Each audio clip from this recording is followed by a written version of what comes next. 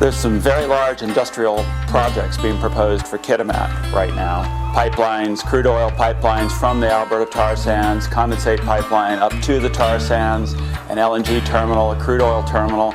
If these projects get built as proposed, there's going to be an enormous increase in large ship traffic in and out of the port of Kitimat, perhaps as much as one oil tanker a day. And what would happen with that is you'd have a substantial increase in the risk of a catastrophic oil spill, both in Kitimat and all the way out Douglas Channel, past Hartley Bay, and even out in the outside waters. So it's something that Kitimat has to consider very, very carefully, whether this is in their long-term interest or not.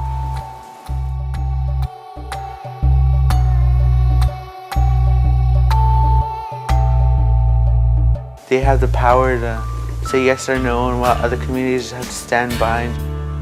The pipelines are going to be going through different communities just to get to Kitimat. If an oil spill does happen, and it's quite possible that it would, it'd affect all of our marine animals and our land animals. We can lose our traditional medicines and food. All of the communities should come together and make the decision with us.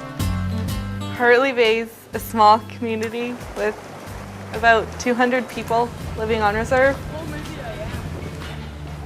It's in a beautiful area, with lots of wildlife, it's a forest. If there was an oil spill in Hartley Bay,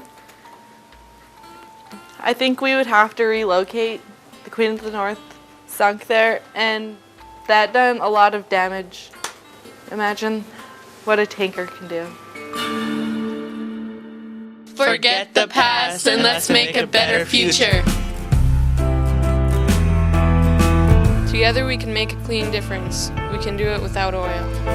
Exactly. Together we can make a clean difference, and we can do it without oil. Together we can make a clean difference, and we can do it without oil. 20 years after the Exxon Valdez spill, there's still oil on the beaches, and there will be for decades to come.